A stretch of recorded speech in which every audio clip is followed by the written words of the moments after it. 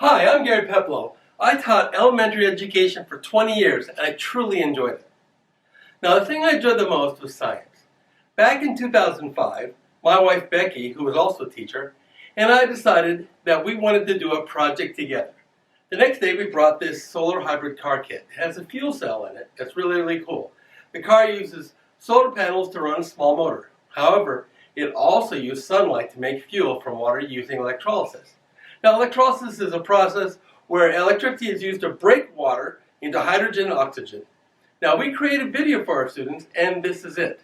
The entire video is 30 minutes, but I have broken it into 3 smaller videos. Part 1 of these videos discusses the project and our plans in part.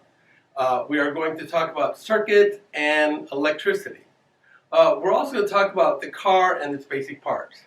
In part 2, we actually run the car and just having a good time playing with science, actually put it in the sun and letting it run. Next, we measure how much electricity is being produced by the solar panels. And then finally, we say how electrolysis makes fuel from water with the power of the sun. Now, we took this project to school where our classes learned all about energy. They learned about energy coming from the sun and where all energy goes, that energy is work, and that's what they learned. They also learned that it's the greatest problem on Earth. If we can solve the energy problem, we can solve anything. Because everybody will eat, everybody will have enough water, and we can even go to the stars. So, the best thing for us to do is to find a way to make energy cheap, efficient, be able to distribute it to everybody, and just make it so people can have energy without fighting for it. And that's this program. Hello all you energy explorers! I have a fuel cell kit and we're going to make a car that runs on water and on sunlight. Isn't that cool? Who knows, maybe our fossil fuels will run out and we don't have nuclear cars yet. So this may be the next step. But you know what? You guys are going to help me explore. So I'm going to move this out of the way and show you the parts.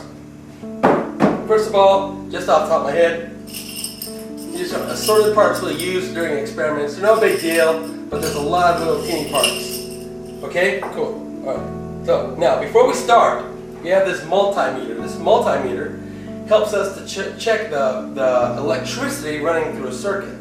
So you have to make sure that it's always set and ready to go before you plug it into the circuit. And we also have to make sure that it's set the way it's supposed to be set because we can fry the inside of it. So we don't do that. And then we take these wires and we connect them to the positive and negative. Now this is black part, it's the negative side. The electrons flow through this side going toward the multimeter. And then they come out this side, because this is the positive cord, from the multimeter. You just have to know that because you don't get good readings unless you follow direction. Because if the electrons are going the wrong way, the multimeter knows it. Okay, so I also have a fuel cell here. This is a fuel cell. Now this fuel cell actually changes hydrogen and oxygen into electricity and water. Now what's really cool about this is that when the car runs on a fuel cell, there's nothing but water that comes out of it. There's no pollution or anything else. The problem is it's just really expensive right now to have a car that runs on it. And what's the point if you have to make hydrogen from fossil fuels? So there's a long way to go, but I thought it'd be a good idea to look at that. We're going to be using this fuel cell manual because this is a fuel cell, and we're going to learn about fuel cells. Now, each of you are working on a different type of energy, nuclear energy, fossil fuels, all those kind of things. But in the end, we want to find out if this is ever going to be a usable technology. Okay, so this is part of the experiment things to keep water in. We have to make sure that we put our distilled water in. We don't want to put the tap water in because there's all kinds of impurities in it and it'll clog everything up. We don't want to do that. Okay, then we have our syringe. This is our syringe and it's graduated. That means it's good. Graduated by milliliters. And the purpose of the graduation, which is these little lines here, graduation grades, okay? The reason why it's graduated is so that we know exactly how much we're putting in and we can make experiments based on that. Okay, cool. All right. Then we have our car. Now, this is the car. It has wheels, and the back wheels spin freely. It's a front-wheel drive vehicle. The wheels help reduce friction, and then, of course, the axle reduces friction on the car. On this side, we have wheels with a small motor here. You can see the motor is right there. That motor is right there. And what that does is it changes electric energy into mechanical energy by stimulating magnets and letting them move, okay? Now, if you look on this side, we have this red wire. That's where the electricity comes out. That's the positive side. And the black wire, that's where the electricity goes in. Isn't that amazing? I love it. There's more electrons on this side than on this side. But now we come to the cool part. This piece right here is called a solar cell. This takes little photons, and the photons that hit it bump electrons around. And those electrons are moved down this black cord to wherever we want the load to go. The current runs down the black cord, and then it runs up, runs back through the red cord and creates a circuit, which is sort of like a racetrack.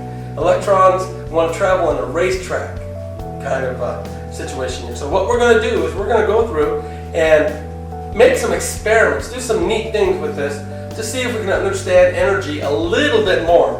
So join me and Mrs. Peplow. Mrs. Peplow is filming right now. Say hi, Mrs. Peplow. Say hi, Mrs. Peplow. Hi. No, I did. oh, okay. I hope you cut that out now. Why? What's wrong? Okay. Okay. Go ahead. All right.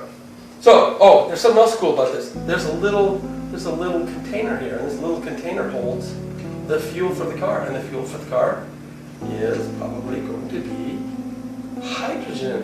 Isn't that cool? Hydrogen, oxygen. I think it's so cool. Well, scientists, here we go. Thank you very much. Okay, let's do the first experiment, and then we'll set it up and show you what we did. Action.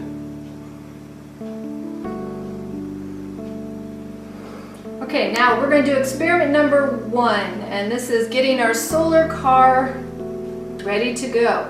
Just have to connect my wires, and my solar car should be ready.